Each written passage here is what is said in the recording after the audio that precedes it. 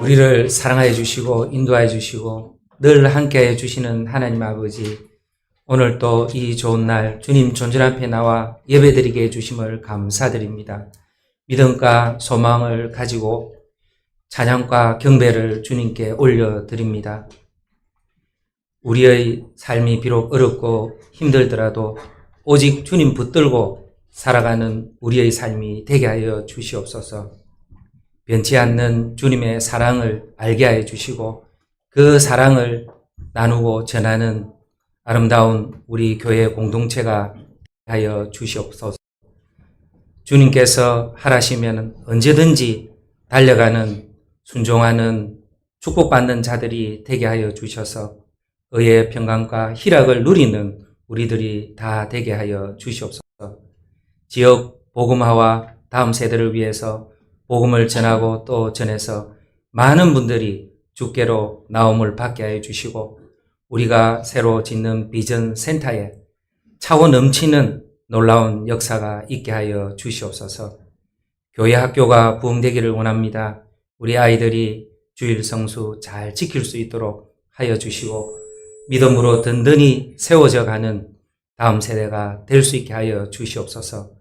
청년들을 귀하게 여겨주시고 그들의 문제를 두고 기도하는 그 기도를 주님께서 응답하여 주시고 우리 청년들을 축복하여 주시옵소서.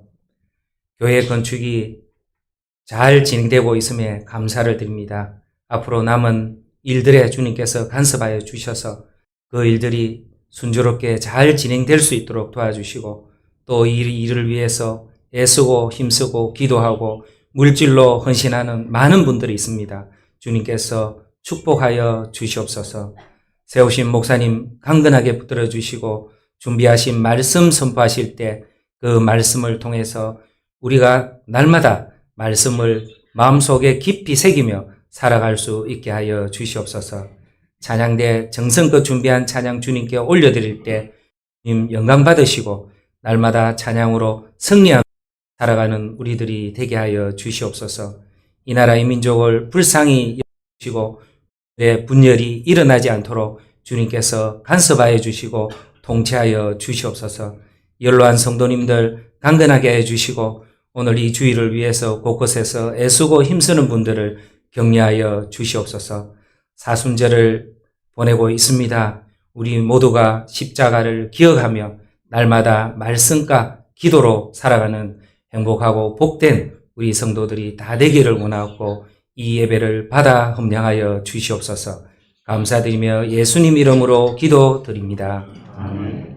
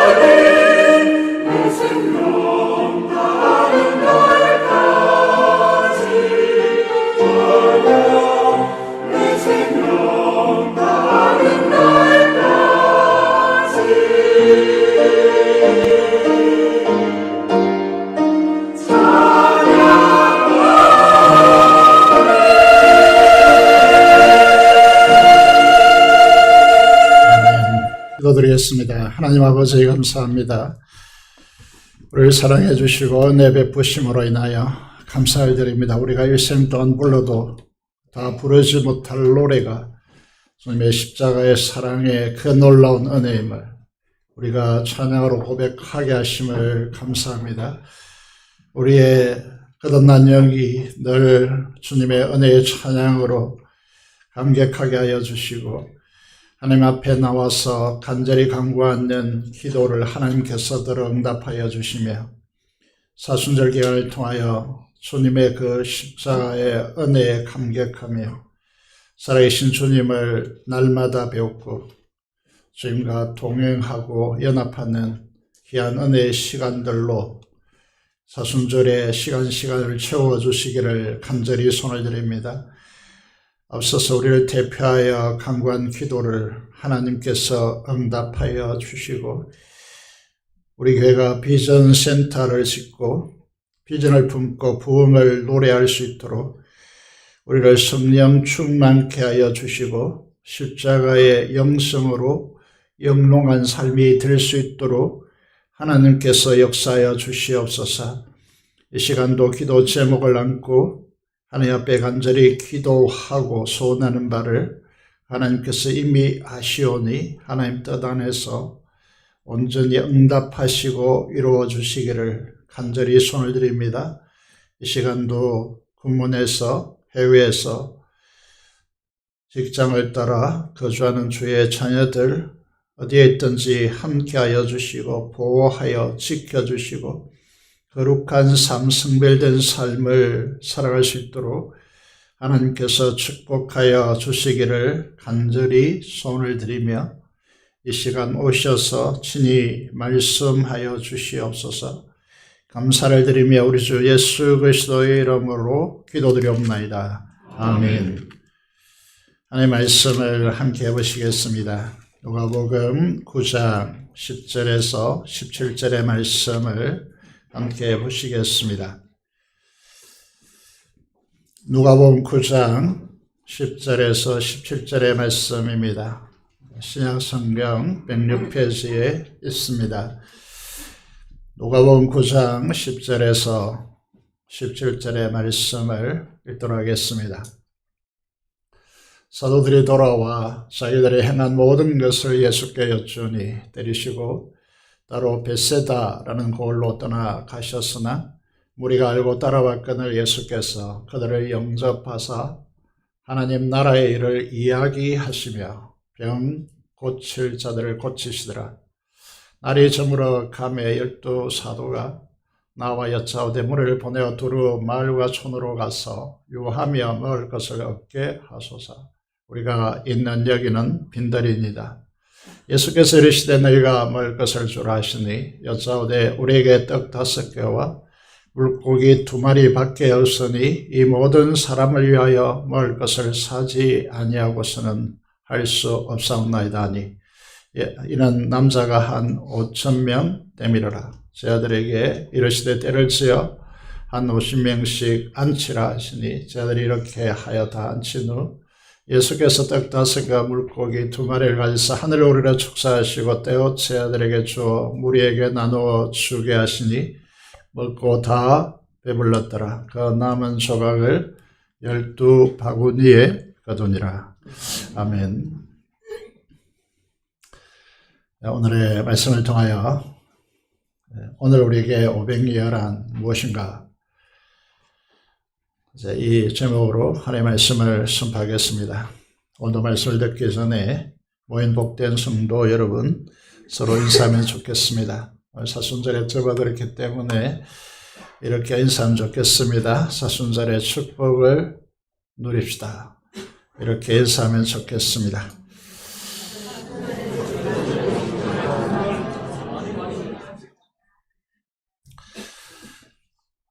오늘 본문은 교회를 다니신 분들은 다 알겠지만은 오병이어의 기적을 모르는 분은 그렇게 많지 않을 것 같습니다. 설교도 많이 들었을 것으로 보입니다.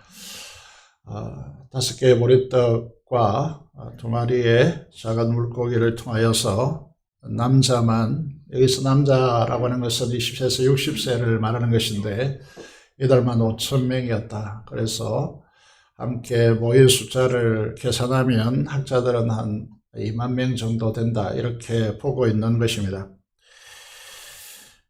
이 기적의 의도한 바가 무엇일까? 무엇을 우리에게 가르치는 것일까? 우리에게 로또를 가르치는 것일까? 아니면 사업의 이런 기적적인 역사를 바라보게 하는 것일까? 많은 이야기를 할 수 있겠지만은 우리 1장에서 9장, 특히 8장에서 9장을 연결해 보면 그 진리를 파악할 수 있습니다. 우리는 500여의 기적의 결과를 알고 있기 때문에 무덤덤하게 받아들일 수 있겠지만은 실제 우리가 그 자리에 있었다면 우리는 어떻게 반응했을까 생각해 보고자 합니다. 사실 일상에서 받아들이는 이제 당연한 것들을 따져보면 다 기적임을 우리가 알 수 있습니다. 마태복음 16장에 보시면요. 지금까지 누가복음 9장까지 우리가 큐티를 해오고 있습니다. 누가복음을 읽어오고 있는데 거기에 들여다보시면 주님께서 죽은 자를 살리시고 많은 불치의 병자들을 치유하시고 귀신을 쫓아내는 기적들이 수두룩하게 되어 있습니다. 그런데 유대인들이 어떻게 합니까? 바리새인들이 어떻게 합니까? 하늘로부터는 표적을 보이면 예수가 그리스도임을 우리가 믿겠다 라고 그렇게 말합니다. 그에 대해서 예수님께서 이렇게 말하죠. 악하고 음란한 세대가 표적을 구하나 요나의 표적밖에는 보여줄 표적이 없다 말씀하고 있습니다. 요나의 표적이라는 것이 요나가 물고기 뱃속에 3일 동안 들어가 있다가 다시 살아난 것인데 이것은 십자가의 죽음과 부활을 예표하는 것입니다.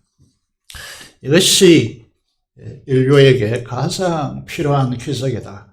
그렇게 말씀하고 있습니다. 십자가를 보시면 그림을 걸어 놓았듯이 하늘과 땅에 연결시키고 사람과 사람을 연결시키고 그 사람의 지난 세월과 새로운 세상을 새로운 시간을 여는 BC와 AD를 가르는 엄청난 기적 하나님의 능력의 역사가 이 십자가이다는 것이죠. 이것이 진정한 기적입니다. 누가복음 9장까지 오늘도 이렇게 말씀드리는 이유는 500여의 기적이 사도 요한이 말한 대로 주님의 십자가를 드러내고 있다. 말도 안 되는 것 같지만 왜 그런가를 말씀드리려고 하는 것입니다.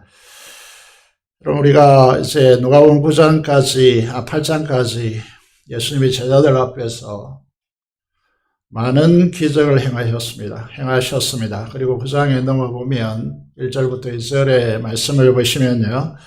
예수님께서 12제자를 불러 모으고 여기에 사도라고 하는 단어가 이제 개입되기 시작하는데 그들을 불러 모으고 모든 귀신을 제어하고 병을 고치시고 고치는 능력과 그 권위를 주십니다. 이거를 이제 다른 용어로 분녀라고 하는 용어를 쓰는데 하나님 나라를 전파하고 알련사를 고치게 하려고 파송하셨다 이렇게 됐습니다.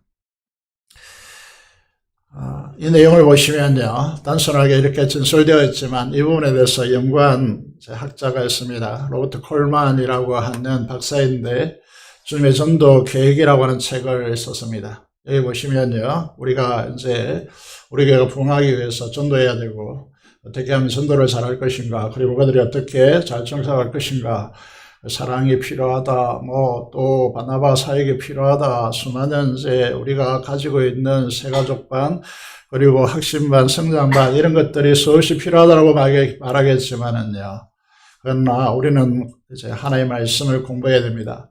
보시면 7가지 상황을 우리에게 보여주고 있는데 핵심적으로 좀 몇 가지를 짚어보면 동거라고 하는 부분이 나옵니다. 예수님은 선교단체에서 쓰는 기법인데 그들을 불러서 같이 생활을 공유하는 것입니다.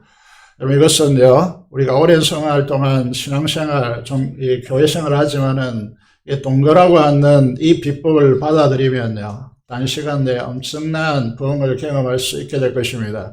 그리고 거룩한 삶으로 부르심을 받았고 특별히 오늘 본문에서 이제 주님 자신을 분녀하여서 이제 엄밀히 말하면 주님께서 우리 안에 들어오셔서 우리를 통하여 행하는, 자신을 온전히 주는 방식을 선택한단 말이죠. 그리고 위임하십니다. 모든 권한을 다 위임하시고, 그리고 감독에서 그것이 잘 되어지는 걸 감독하게 될 때 지성산의 역사가 일어난다는 것이죠. 오병이어가 보여주고자 하는 궁극적인 부분은 무엇이냐면 바로 이런 역사가 이제 로마 통치하는 세계 안에서 오병이어의 기적이 제자들을 통해서 일어났다, 이 이야기를 하고 싶은 것입니다. 예수님은 제자된 그들에게 권능을 분리하여서 파송하십니다. 우리도 마찬가지죠. 우리도 제자들과 같은 파송된 위치에 있기 때문에 실험해 보면 됩니다. 우리가 예수님의 이름으로 나가서 사탄과 귀신을 향하여서 악한 영들아 떠나갈지어다 선포해 보시면 납니다. 여러분 누구인지 아시는데, 그러면 주님께서 약속하신 대로 귀신이 떠나가는 경험이 여러분 세계 안에 열릴 것입니다. 두려워하지 않고 나가서 선포하시면 됩니다. 예수 그리스도의 이름으로 치유를 선포하고 간절히 기도하시면요, 여러분 그러면 주님께서 치유하실 것입니다. 여러분 이 역사는 얼마든지 우리 교회 현장에서 열릴 수 있는 역사이고 실제로 그렇게 치유를 경험하고 이렇게 계신 분도 계십니다. 이번을 좀 더 정확하게 말씀드려야 될 것 같습니다. 제가 무슨 능력이 있다거나 여러분이 무슨 능력이 있다는 것이 아니고, 우리가 믿음으로 기도하고 말씀을 선포하면 우리 안에 살아계신 성령 하나님의 능력으로 주님이 이 선포된 말씀으로 치유하시고 역사하시고 귀신을 쫓아내십니다. 이게 본질입니다. 믿습니까? 믿으시길 바랍니다. 그래서 우리 교회 성도들이 함께 모여서 기도하고 전도할 때 나가서 선포하면 귀신이 쫓겨나가고, 실질적으로 지난주에 작고하셨는데, 배시하셨는데 집에 귀신이 하도 돌아다니고 그 귀신이 모여서 못 살겠다고 해서 교육자들 가서 거기에서 기도하고 예배를 드리고 난 뒤에 그 집에 귀신이 사라졌거든요. 이런 역사가 우리에게 얼마든지 가능한 역사이고 주님의 능력이 실행되어야 됩니다. 3절을 보시겠습니다. 오늘 우리가 이제 본문의 9장 1절에서 17절까지 읽어야 되는데 시간 관계상 10절부터 읽었습니다. 3절을 보시면요, 주님께서 제자들을 전도 여행으로 파송하시면서 말씀하시죠. 여행을 위해, 전도를 위해서 아무것도 가지지 말라. 지팡이나 배낭이나 양식이나 돈이나 두벌 옷을 가지지 말라. 이렇게 되어 있습니다. 그런데 오늘 현대교회는 거꾸로 가죠. 세상이 많아야 된다. 세상에서 성공한 사람들이 많아야 된다. 그래야 영향을 미칠 수 있고 전도가 훨씬 더 효과적일 수 있다. 이렇게 말하지만은요, 전도를 결정하는 것이 여러분 지팡이나 배낭이나 돈, 양식이나 돈이나 두벌 옷이 결정하는 것이 아닙니다. 사도 바울의 이제 고린도전서 2장 2절에서 5절의 말씀을 보시면요, 누가 말하는 고백이죠. 내가라는 것을 사도 바울이 말하는 것이죠. 사도 바울은 그리스도와 그가 십자가에 못 박히신 것 외에는 아무것도 알지 아니하기로 작정하였다라고 고백하고 있습니다. 왜 그랬을까요? 여러분, 감동의 연설과 상대방을 압도하는 설득력을 갖추면 영혼이 구원받습니까? 택도 없는 이야기입니다. 인간적인 것 무엇으로 행해지는 것이 아닙니다. 그래서 내 말과 내 전도함이 설득력 있는 주의 말로 하지 아니하고 다만 성령의 나타남과 능력으로 하여 너희 믿음이 사람의 죄에 있지 않고 다만 하나님의 능력에 있게 하려 합니다. 하나님의 능력 위에 여러분 믿음이 건설되어 있어야 흔들리지 않죠. 성령의 나타남과 그 능력으로 구축되어야 믿음이 제대로 설립될 수 있습니다. 서 있을 수 있다는 거죠. 인간적인 여러 가지 배려, 이렇게 돈 이렇게 해가지고 설립되는, 세워지는 것이 아니다는 것이죠. 여러분, 이게 주님의 임재의 영광과 그리고 성령의 나타남과 그 역사가 없으면요, 교회는 어떻게 될까요? 교회 주님이 보이지 않습니다. 전도하는데 양육하고 정착시키는데 선교하는데 돈이 성령의 능력을 대신하게 되어집니다. 조직이 주님과 사람을 대신하게 되어지죠. 기적 중에 기적이 앞서서 말씀드린 대로 주님의 십자가를 경험하고 부활의 능력으로 거듭나는 것인데 성령님의 나타나심과 그 능력으로 실행되지 않는다면 인간의 수단이 여기저기서 막 동원되겠죠. 그러면 그 사람들에 의해서 신앙이 좌우되어지고 교회는 파괴됩니다. 처음에 잘 되는 것 같죠. 나중에는 크게 파괴된다는 거죠. 4절 5절을 보시면요.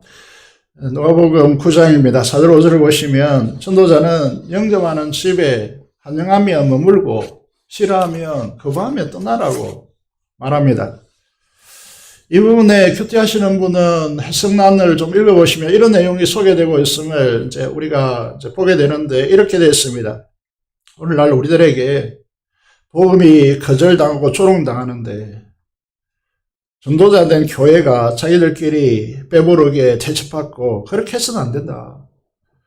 복음이 짓밟히고 기적 중에 기적인 주님의 십자가가 성령 하나님의 능력과 나타남으로 인생을 구원하고 하나님 나라를 열지 못하는데 무슨 우리끼리 그렇게 잘 먹고 대접받는 것에 몰입해 있느냐는 것입니다. 6절에 보면요. 제자들이 주님이 각 마을에 두루다니며 이 곳곳에 복음을 전하며 병을 고치십니다. 제자들이 이제 주님의 이름으로 이렇게 했다는 거죠. 이 사건은 갈릴리 지역뿐만 아니라요. 그 이스라엘 지도를 우리는 좀 기억할 필요가 있는데 위에 갈릴리 호수가 있고 밑에 내려가지고 사해바다가 있고요. 이제 위에는 북부에 해당되고 갈릴리 지역이라고 이렇게 이야기하죠. 남쪽 사해바다 중심으로 예루살렘이 있고 유대 지역이라 이렇게 말합니다. 여기 보면 갈릴리 각 지역에 두루다니며 각 고을마다 다니면서 이렇게 능력 가운데 복음을 전하게 되니까 그 이제 갈릴리 지역뿐만 아니라 밑에 유대사에 예루살렘 이쪽에 이쪽까지 영향을 미쳤다는 거죠. 그래서 유대 사회를 온전히 발칵 뒤집어 놓았습니다.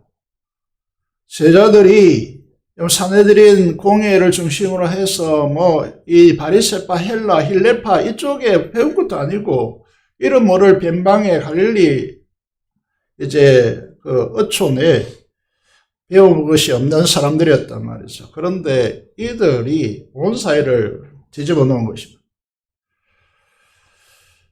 여러분, 이건 이제 아까 고린도전서 2장 3절을 이제 읽지 않고 넘어왔는데, 여러분, 너희 가운데 내가 갈 때에 고린도 교회에 말하는 것이죠. 사도 바울이여, 약하고 두려워하고 심히 떨어노라. 이렇게 되어 있습니다. 왜 그랬을까요? 자신이 가진 말의 설득력이나 지혜가 능력으로 임하는 하나님의 나라를 훼손할까봐 가지는 두려움입니다. 자신의 그 무엇이 드러나서 주님의 십자가와 부활을 통해 나타나야 할 능력의 하나님 나라가 가려질까봐 두려워하는 것입니다. 두려움의 정도가 다른 것이죠. 영적 권세는 말에 있는 것이 아닙니다. 우리 사회가 한때 착각했죠. 20-30년 동안을 우리 사회를, 우리 대한민국을 곰곰이 생각해 보시면 말 잘하는 사람이 능력이 있다 이렇게 착각한 것이죠. 전혀 그게 아닙니다. 깨어나야 합니다. 하나님의 나라는 마찬가지로 교회도 마찬가지죠. 말 잘하는 사람이 능력이 있다 이렇게 착각해서는 안 됩니다. 여러분 깨어나야 합니다. 하나님 나라는 성령님의 나타나심과 그 능력에 결정되었습니다. 왜 예수님은 제자들에게 권능을 분여하시고 파송하십니까? 예수님 한 분이 아니라 이제 12명의 예수가 활동하는 것입니다. 그 영향력이 어떻게 드러나는 것이죠? 권력의 핵심인 예루살렘의 헤롯 왕이 심히 당혹하게 되어집니다. 실제를 보시면요. 자기가 죽인 세례 요한이 살아난 것이 아닌가. 강박에 시달립니다. 헤롯뿐만 아닙니다. 8절을 보시면요. 어떤 사람은 하늘로 승천한 엘리야가 임하였다라고 말하기도 하고 어떤 사람은 옛 선지자 중에 한 사람이 살아났다라고 말합니다. 무슨 말을 하고 있는 것입니까? 복음은요, 아무 영향도 없이 끝나지 않는다는 것입니다. 위력이 있다는 것입니다. 권세가 있다는 것입니다. 그래서 복음을 가진 우리 교회가 동구 이 지역에 존재하고 있는데 우리로 인해서 이 동구 지역 사회가 떠들썩해야 되는 게 정상이다는 거죠. 뭔가 영향을 미치고 있어야 된다는 거죠. 교회는 복음적 권위가 살아 있어야 합니다. 죄에 대한 두려움이 형성되어서야 하고 양심의 가책이 일어나야 합니다. 그런데 교회가 오늘날 교회가 그렇느냐라고 하는 제 질문을 던지는 것이죠. 지금 부산교회 하면 뭐가 생각납니까? 저곳에 가봐라. 성령 하나님의 역동적인 역사로 주님의 십자가 부활이 나의 십자가 부활로 경험되어진다. 여러분, 그래야 이게 존재적 혁명이 일어납니다. 다시 말해서 그 영이 죽었던 영이 거듭나는 것이죠. 다시 살아나는 것이죠. 십자가 부활이 그에게 경험되지 않고서는 죽었다 깨어나도 아무리 수준 높은 교육을 교회가 실시하더라도 거듭나지 않습니다.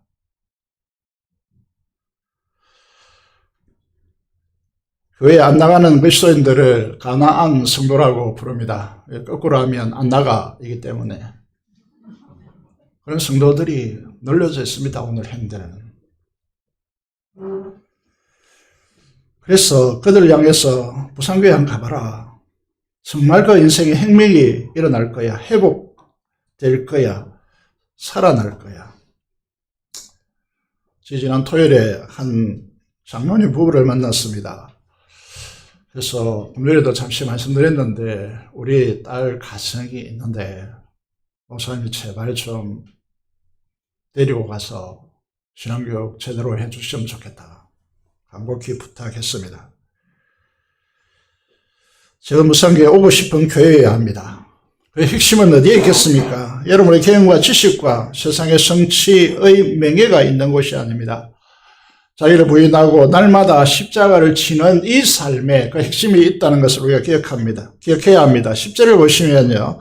제 아들이 돌아와서 제 아들이 행한 자기들이 눈앞에서 펼쳐진 이 정말 기적 같은 일들에 대하여서 행한 일을 보고회를 가지고 있습니다. 여기에 예수께 여쭙다 이렇게 되어 있는데 여쭙다는 헬라어는 이제 마가복음 10장 30절에 이제 잘 해석되어 있는데 낱낱이 보고했습니다. 하나도 빠짐없이 일어난 일들에 낱낱이 보고했습니다.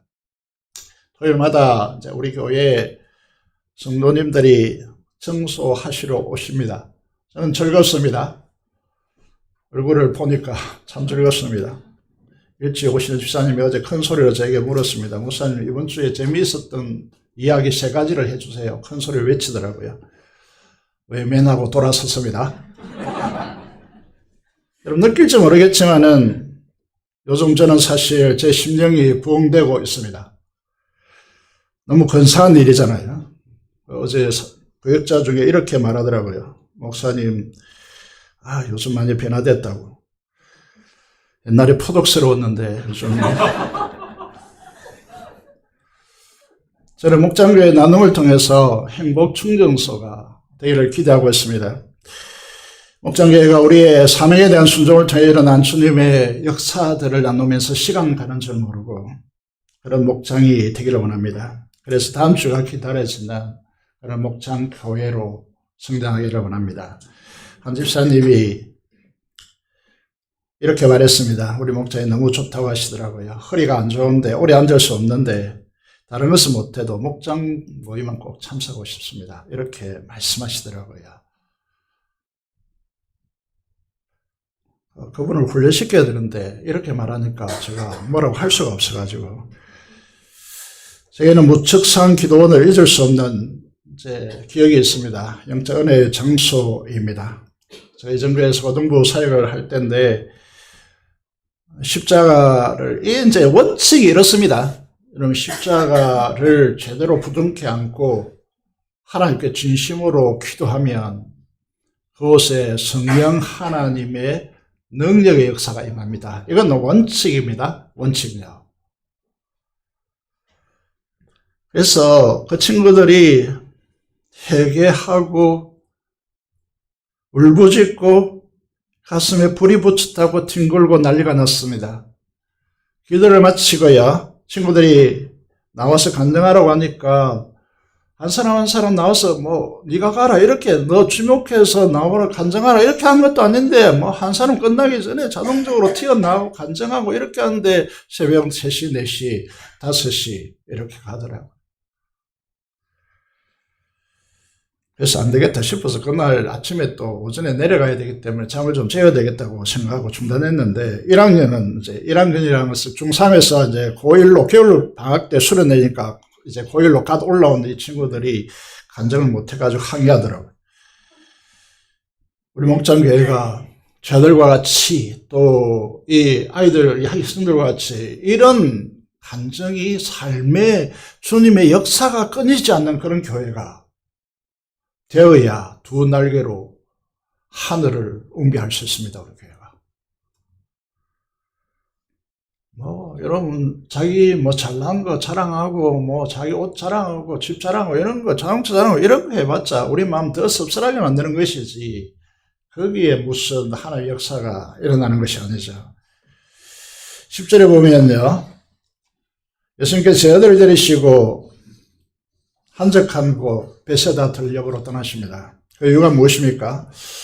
다른 복음서를 보면 몰려드는 사람들 때문에 식사할 겨를도 없이 너무나 바빴기 때문에 여기에 각 지역으로 다니면서 정말 이게 발이 땀이 나도록 그렇게 사역을 감당한 이 제자들에게 힘을 주고자 했습니다. 그래서 자 가자. 사람이 없는 곳으로 좀 가자. 쉬자. 이렇게 된 것이죠.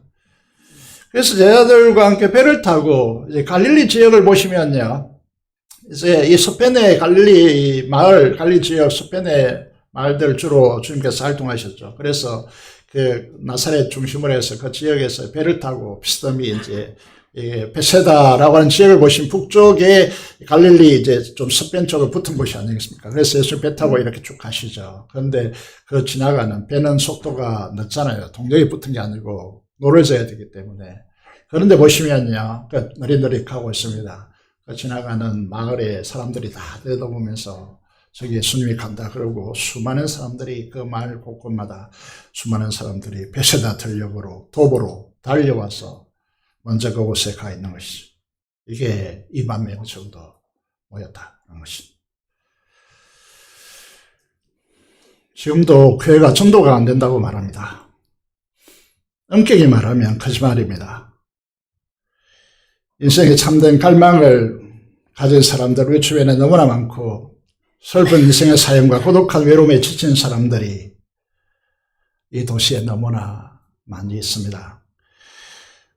우리를 가르쳐서 상처 입은 치유자라고 부릅니다. 상처 입은 치유자. 성장반을 공부하면 알겠지만은요. 그런 책이 있습니다.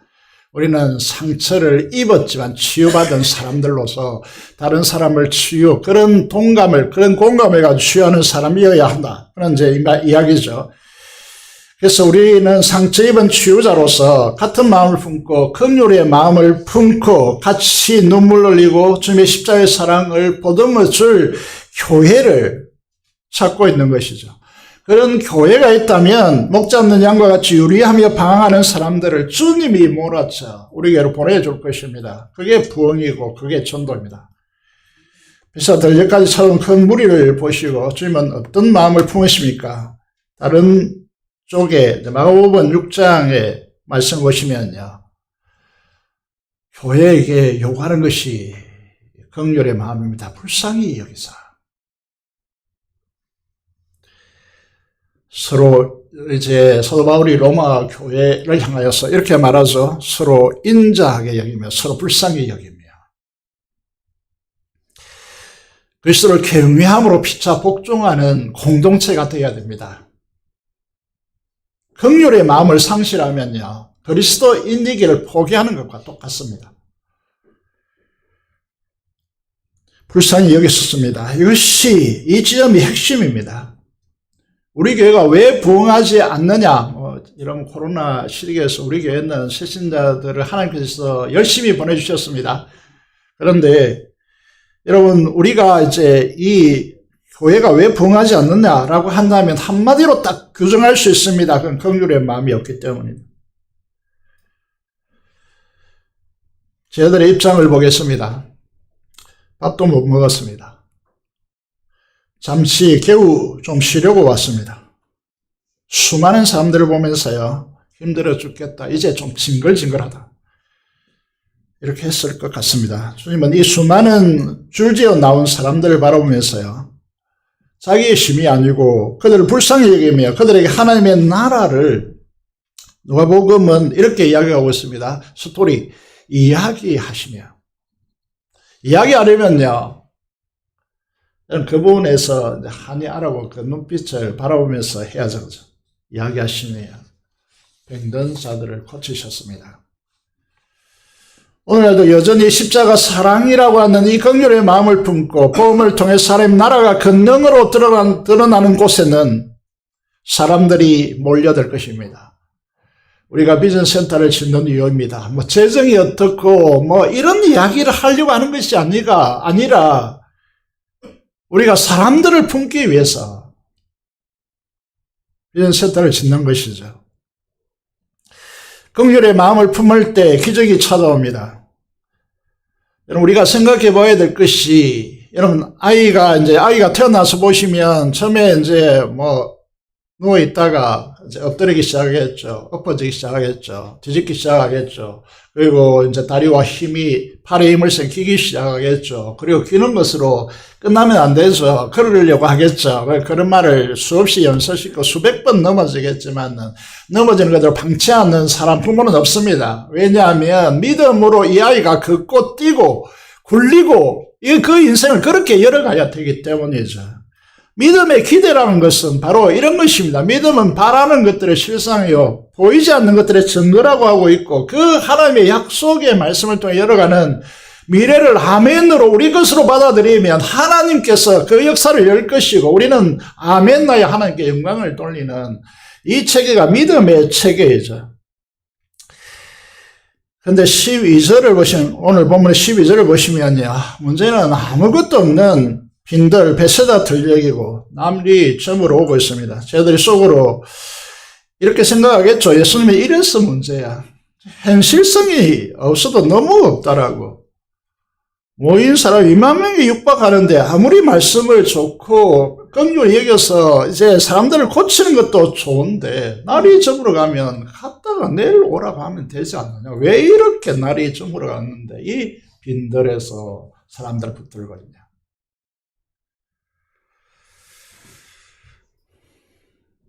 거기다가 우리 같으면 됐겠죠. 우리 보고 쉬라고 여기에 데려놓고 이게 뭐냐고. 어디서 많이 들어보는 소리 아닙니까? 우리가 그 현장에 있었다면 저라면 이렇게 갔을 것 같습니다. 거기에 제자 중에서 빌립 같은 사람들이 있습니다. 계산기 빨리 머릿속에서 해전합니다. 그럼 이 대중을 먹이려면 얼마나 드는 것이죠? 200데나리온. 오늘날 말하면 얼마나 드는 것일까요? 하루 노동 품삯에 20만 원, 요즘 20만 원 계산해야죠. 그죠? 그러면 4천만 원이 드는 것이 한 끼 먹는데.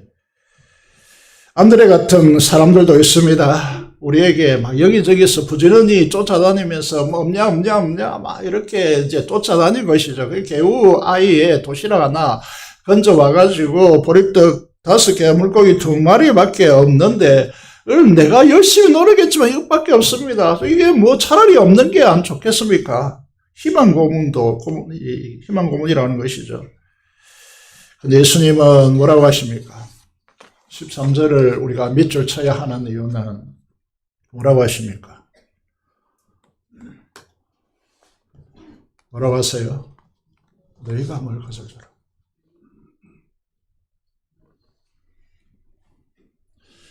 저는 우리 모두에게 큰 울림이 있기를 원합니다. 오늘날 교회 성도들이 말이죠. 수만 명, 수십만이 모인다도 다 간중화되고 손님처럼 그렇게 변질됐기 때문에 주님의 한 몸 된 지체 공동체 의식이 사라졌습니다. 주님께서 말씀합니다. 너희가 먹을 것을 주라.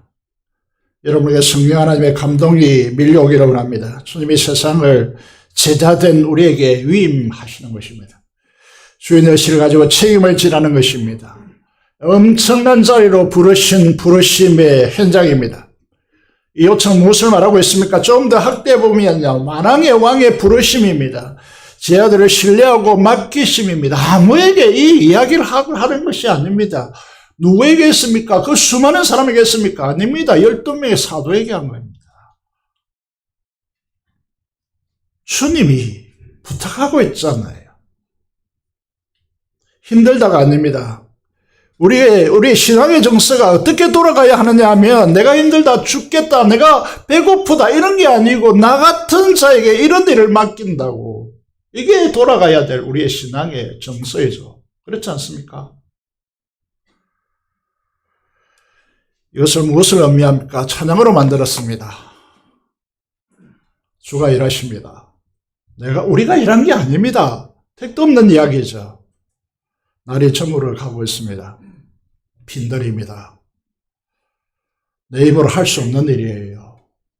우리에게 가진 것이라고는 손에 들리는 보리떡 5개, 물고기 2마리밖에 없습니다. 어떻게 하겠습니까? 그때가 하나님의 때, 그때가 기적이 일어나는 때입니다.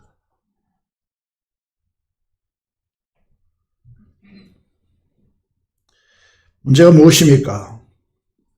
우리 신앙의 최대의 적은 무엇이냐면 교만입니다. 우리가 하려고 하는 교만입니다. 우리가 할 수 있다라고 착각하는 교만입니다. 주님께서 그래서 우리 가운데 들어오셔서 그 표적, 그 기적을 행하실 수가 없는 것입니다. 교만 때문에.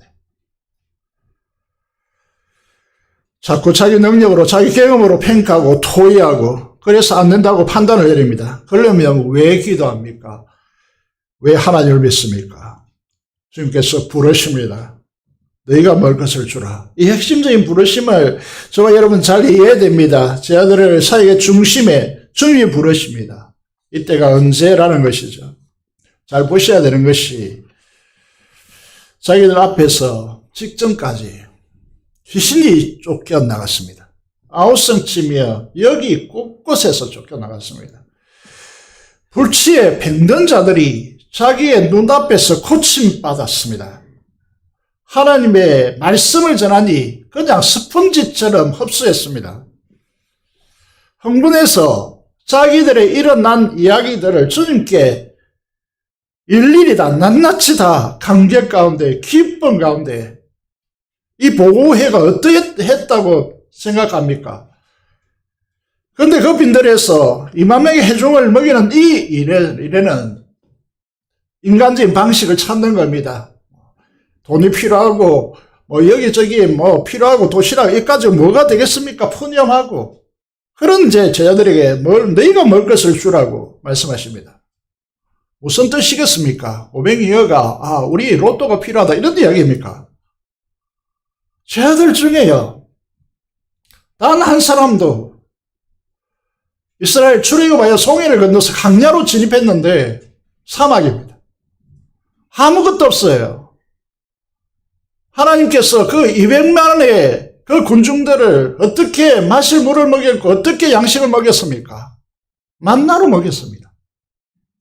나중에 보니까 이때는 몰랐는데 나중에 요한복음이 제일 나중에 기록됐잖아요. 사복음서 중에서. 나중에 보니까 사도 요한은 여러분 우리가 이제 예수의 이 감격적인 역사를 경험한다고 우리가 그것이 기억되는 것이 아닙니다. 의미를 깨달아야 이게 우리의 역사로 살아나는 것입니다. 요한복음 딱 읽어보면요. 이렇게 연결시키고 있습니다. 신앙은 연결시키는 작업이에요. 여러분들이 가지고 있는 말씀을 어떻게 연결시켜서 내 삶에 적용이 오느냐의 문제입니다. 요한복음 읽어보면 딱 이렇게 연결시킵니다. 200만의 이스라엘 백성들 강야에서 그 40년 동안 한 날도 빠지지 않고 200만의 이스라엘 어떻게 먹였냐는 거예요. 강야에서. 만나로 먹였지 않느냐는. 그런데 사도 요한이 이 오병이어 사건을 돌아보니까 정말 자기들 어리석었단 말이죠. 이 2만 명이 뭐라고? 주님께서 계신데.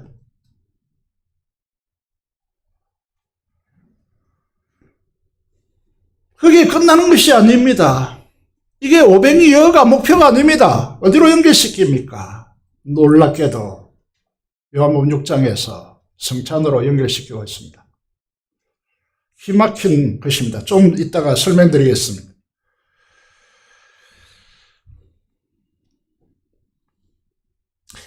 이 기적이 일어나는 비밀은, 방법은 어디에 있습니까? 16절을 보시겠습니다. 16절을 보시면요, 예수님께서 보리떡 5개, 물고기 2마리를 받으시고 손에 올려놓고 하나님 앞에 하늘을 우러러 축사하셨다 이러는데, 이 축사는 감사기도입니다.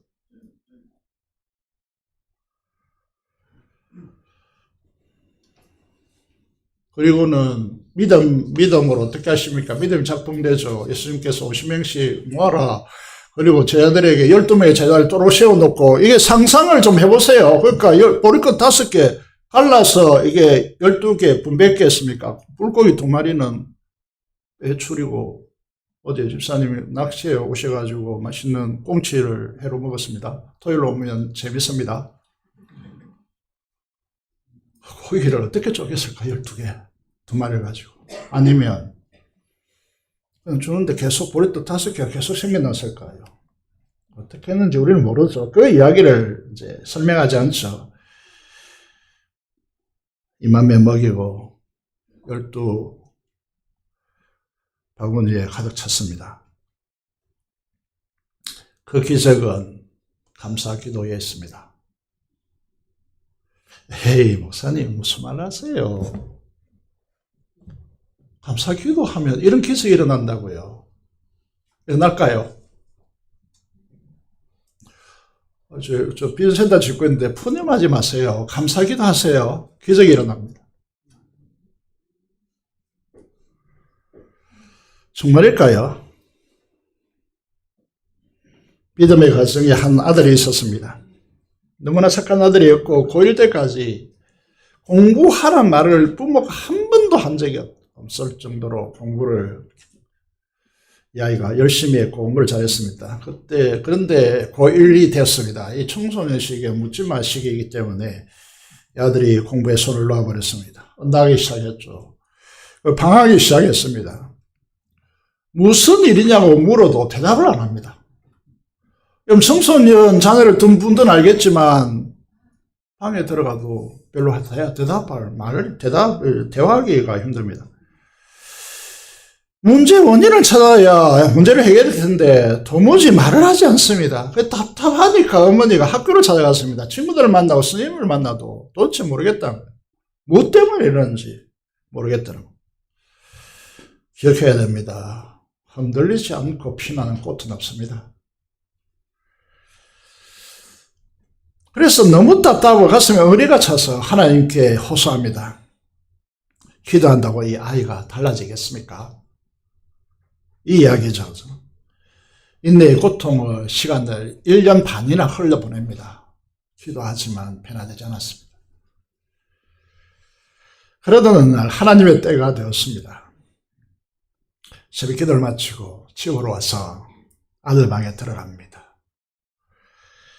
그날도 밤늦게까지 돌아다니가 새벽 이슬을 맞고 들어온 아들은 정신을 못 차리고 잠을 쿨쿨 자고 있었습니다. 아침이 되고 해가 떴는데도 일어날 줄 모르는 것이죠. 어머니는 아들의 이마에 손을 얹고 눈물로 기도합니다. 어머니의 그 간절하고 절박한 이 애타는 기도 소리와 아들을 향해 흘리는 이 뜨거운 눈물이 십자가 핏빛 사랑으로 아들의 얼굴에 떨어지자 아들은 깨어납니다. 차마 눈을 뜰 수가 없었습니다. 이 아들은 자는 척하고 눈을 감고 그 기도의 소리를 듣고 있었던 것이죠. 이 기도와 눈물의 기도는 싸늘하게 식어버린 신앙과 영적 심장을 살리는 주님의 십자가의 사랑이 되어서 그 영혼을 깨우는 부활의 능력의 기적으로 그 아이를 일으킵니다. 그때가 고3 여름인데 입시를 맞지 않았잖아요. 아이들이 공부를 하기 시작합니다. 엄마는 당연히 재수를 하겠지 이렇게 생각했지만 하나님께서 지혜를 주셔서 그 당시는 수학 첨석 2, 1 이런 수학의 장부서인데 책을 사서 이 문제를 풀으라고 기초가 안 되기 때문에 고1 때 손을 놨기 때문에 낑낑거리며 푸는 것이 아니고 책을 소설책을 읽듯이 읽어나갑니다. 그리고 문제를 읽고 답지를 뜯어다가 그 수학 문제를 놓고 답지를 읽고 문제를 읽고 답지를 읽고 이걸 수없이 반복하다 보니까 푸는 것이 아닙니다. 영화가 필름 돌아가듯이 그렇게 자기 눈 앞에서 풀려나가는 것이죠. 기적이 일어납니다. 이하는 재수를 하지 않고 소위 말해서 한국 최고의 대학에 입학합니다. 그럼 감사 기도는 기적을 일으킵니다. 불평하지 마시고 감사하며 기도하십시오. 그러면 기적이 일어납니다. 오뱅이어는 무엇을 말하고자 하는 것입니까? 제 아들 당시 세계는 거대한 로마가 세계를 지배하고 있었습니다. 유대 갈릴리 어부들, 이 베드로, 요한, 야고보를 중심으로 해서 이 제자들은 이 거대한 로마에 비교해 보시면요, 손안에 이 2만명 규모를 생각해 보시면 손안에 쥔 어린 나이에 보리떡 5개 물고기 2마리보다 훨씬 더 못한 존재였습니다.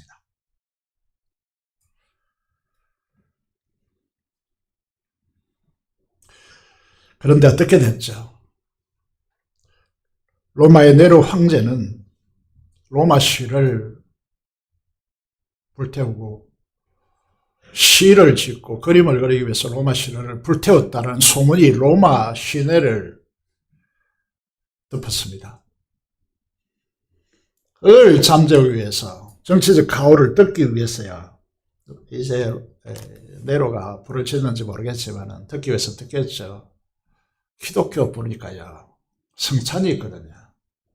성찬은 뭡니까? 주님의 살과 살을 먹고 피를 마신다, 이렇게 하고 있거든요.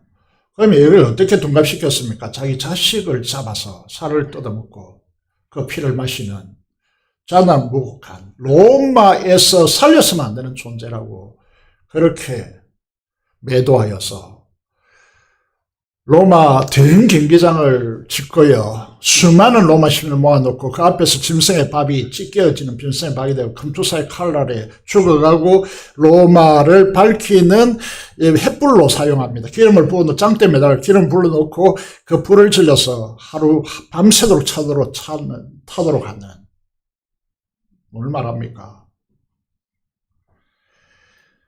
이 순교자의 피들이야 성찬을 보여주는 것이고, 이 로마는 초롱성 같은 이 거대한 로마는 복음에 정복되었습니다. 오뱅이어는 이걸 우리에게 말해주고 있습니다. 손에 들려진 보리떡 물고기 2마리와 같이 우리도 이 거대한 세상에서 아무것도 할 수 없는 그런 존재들인 것 같지만 감사 기도로 주님의 십자가 보혈과 부활의 능력을 성령으로 붙들 때 이 거대한 세상을 복음으로 정복하는 역사가 열릴 것입니다. 이것이 교회여야 하고 이것이 오뱅이어가 가르쳐주는 하나님의 메시지입니다. 우리가 지으려고 하는 미전센터도 그렇고 우리 힘에 벌써 범위를 넘어가 있습니다. 그리고 이제 제가 우리 교육자들에게 말하고 있는 부분인데, 제가 사역자로 나설 때 부산대학교 뒤편에 보시면 저희들이 살 때 큰 바위와 우람이 하늘에 된 나무들이 많았기 때문에 거기서 새벽 기도를 드리고 큐티를 했습니다. 그때 하나님께서 주신 이사야서를 읽게 하셨는데 이사야 54장에 가서 멈췄습니다. 이 밧줄을 길게 메고 이 장막틀을 넓히라. 60장에 왔어요. 그 작은 자가 천을 잃고 그 강한 자가 약한 자가 강물을 잃을 것이라. 때가 되면 나 여호와가 속히 이루리라고 했습니다. 우리 교회 보고 왜 그렇게 큰 건물을 짓나, 우리 수전에서 이렇게 말할지 모르겠지만 저는 때가 되었다고 믿습니다. 하나님의 때요. 증거의 목장을 이루어서 증거를 살리고, 어떤 분은 이렇게 말할지 모르겠습니다. 큰 교단도 많은데 우리가 무슨 한국 교회를 살리고 한국 젊은이들을 깨우고, 아닙니다. 주님의 손에 들려진 우리 떡 5개, 물고기 2마리라면 충분합니다. 로마를 정복한 어촌의 촌놈들처럼요. 우리도 변방에서 그동안 서왔지만 순수하게 하나님의 복음을 지키려 노력해왔고 진리에 서려고 노력해왔습니다. 우리 선조들의 꿈을 이제 실현해야 됩니다. 하나님의 손에 들려진 우리 5 물고기 2마리와 같이 다른 것 다 제쳐놓고 감사기도 축사하셨던 것처럼 우리도 그런 사람이 되어서 도무지 일어날 것 같지 않았던 수많은 박해와 순교로 사그러지고 사라질 것 같았던 이 제도를 통해 일어난 이 복음의 역사가 오늘 동쪽, 가장 먼 곳 이 동쪽에 한국 땅, 그것도 부산 땅 이 동구, 영적 불모진 이 동구, 이제 이곳에서 역으로 하나님의 역사가 불떠 일어나는 복된 역사가 전개되어지도록 하기 위해서 저는 이번 사순절이 중요하다고 생각합니다. 여러분 함께 새벽 영성을 확보하고 여러분 속에 예수 그리스도가 살아있음을 확신하고 예수 그리스도와 연합되어서 성령의 능력으로 일으키는 오병이어의 기적이 주님의 십자가 부활의 능력이 성령의 나타남과 능력으로 증개되어지고 이 지역 사회가 영적으로 살아나고 하나님의 복음적 사역을 감당하는 여러분도 과거가 중요하지 않고 십자가를 제대로 품고 기도하면 오병이어의 기적, 로마가 정복하는 기적, 이 동구가 복음으로 물들어지는 기적, 한국 사회의 다음 세대가 다시 살아나는 기적, 이 기적이 이 우주를 천지를 창조하신 주님의 능력으로 전개되고 이루어질 것으로 확신합니다. 이 길을 걸어가는 우리 교회가 되어지기를 주님의 이름으로 축원드립니다. 기도를 드리겠습니다. 하나님, 우리가 보리떡 5개 물고기 2마리와 같지만 주님의 손에 들려져서 우리가 감사 기도로 무장되어지고 성령 하나님의 역사하심으로 이 동구와 이 한국 땅을 살리고 다시 한번 주님의 오심을 바라보고 예루살렘으로 가기까지 이 복음의 역사를 저희들이 감당할 수 있도록 도와달라고 기도하시고 민족공화 통일 말씀의 선교사를 위해 사람성으로 기도하겠습니다. 살아계신 아버지 하나님, 하나님을 감사합니다. 우리를 사랑하여 주셨습니다. 하나님께서 우리를 사랑하시고 우리를 축복하셔서 이 자리에 오게 하여 주셨사오니 연애가 넘쳐나도록 역사하여 주시고 주님 되심이 드러날 수 있도록 하나님께서 역사하여 주시옵소서. 평등 통일을 허락하여 주시고 하나님 되심 우리를 통하여 크게 드러나는 오늘도 우리에게 오병이어와 같은 역사가 일어날 수 있도록 주께서 역사하여 주시옵소서. 감사를 드리며 우리 주 예수 그리스도의 이름으로 기도드리옵나이다. 아멘. 197장 찬송 드리면서 설명한 대로 헌금하도록 하겠습니다.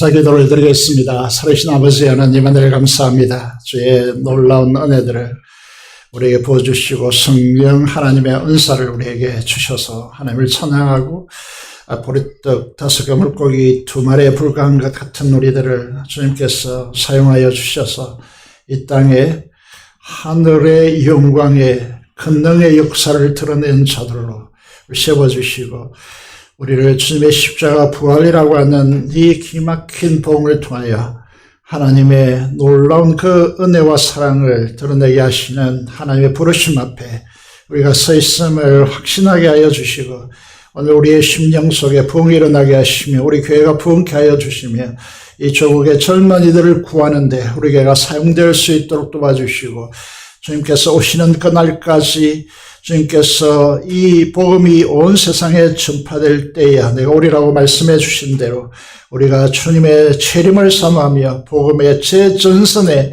늘 서 있을 수 있도록 하나님께서 우리가 보내는 선교사로서 우리가 서 있을 수 있도록 도와주시기를 간절히 소원을 드립니다. 우리가 선교하는 교회로 우뚝 설 수 있도록 하나님께서 우리를 축복하여 주시옵소서. 우리에게 많은 시친자를 보내주시는데 하나님 그들에게 특별한 은총을 베풀어 주셔서 그들이 하나님의 그 나라에 그 광활하고 웅장하고 아버지 하나님 정말 가슴 가득한 가슴이 메이는 이 십자가 사랑 그 하나님의 나라 품고 우리가 감격 있는 신앙이 될 수 있도록 주께서 우리에게 역사해 주시고 우리에게 맡기시고 우리를 부르신 그 사명회로의 길을 걸어갈 수 있도록 우리를 축복하여 주시옵소서. 지금의 11조 주일원금 목장을 따라 헌신하는 주의 자들과 하나님께 감사하며 아버지 앞에 드리는 이 감사헌금 그 기도 제목 제목마다 하나님께서 축복하여 주시고 응답하여 주시기를 간절히 소원을 드리오며 아버지 하나님 비전센터 지어지고 있는데 하나님께서 두 손대로 축복하여 주시고 우리 성도들이 부담 없이 하나님의 공급하심으로 아버지 역사를 이루는 교회가 되게 하여 주시고 제 건축이 우리의 과도한 부담이 되지 않도록 하나님께서 섭리하여 역사하여 주시기를 간절히 손을 드리옵고 감사를 드리며 우리 주 예수 그리스도 이름으로 기도드리옵나이다. 아멘.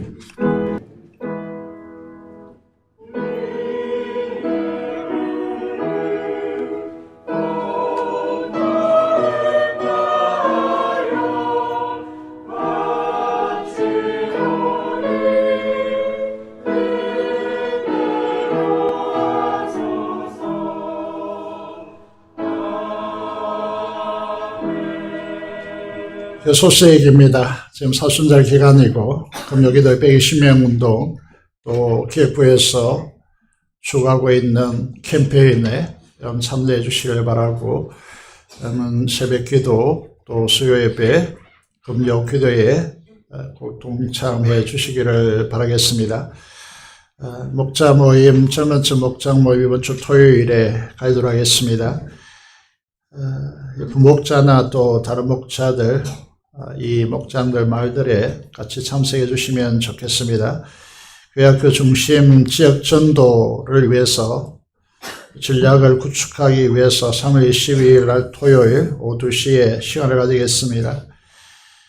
여러분 관계된 사람들, 구원해야 될 사람들 VIP 카드에 적어내시고 기도를 쌓아가시기를 바라겠습니다. 위전센터 건축을 위해서 기도해 주시고 안전공사 되어들 수 있도록 또 기술력이 좋은 사람들을 붙여주시고 모든 것을 다 바쳐서 헌신하고 있는 우리 일하는 분들을 위해서 강도사님과 또 집사님, 교육자를 위해서도 열심히 기도해 주시면 좋겠습니다. 120명의 기도의 용사들이 모이면 이 부산은 부흥의 시대로 새롭게 시작할 것으로 믿습니다. 여러분 120명 운동에 여러분 같이 동참해 주시기를 간곡히 부탁드리겠습니다. 오늘도 새로운 성도님이 오셨습니다. 우리 조장현, 현인지 헌인지, 우리 조일한 집사님 친구라고 합니다. 한번 일어서 주시면 큰 박수로 환영하겠습니다. 감사합니다.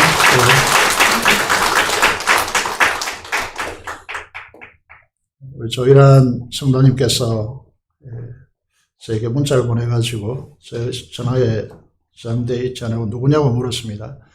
그래서 친구인데 동아대 교수님이시고 그래서 데려가겠다고 그렇게 하셔가지고 인터넷을 쳐봤습니다. 뜨더라고요. 유명한 분이더라고요. 어제 이렇게 말했습니다. 저도 부산대학교 파리학번인데 그 부산대 파리학번이라고 그러시더라고요. 그래서 제가 옆에 있는 조일한 집사님, 성도님에게 원래 파리학번들은 다 멋있다 이렇게 이야기했습니다. 너무 감사합니다. 예, 교제하겠습니다. 같이 일어나시겠습니다. 찬송가 1장 찬송 드리겠습니다.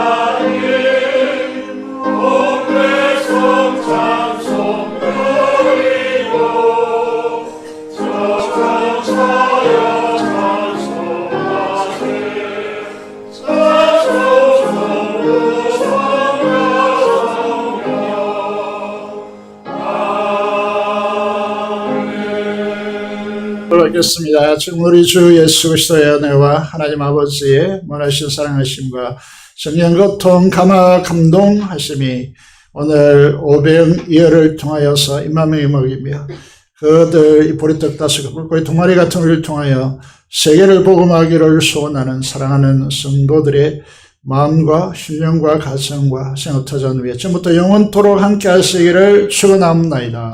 아멘.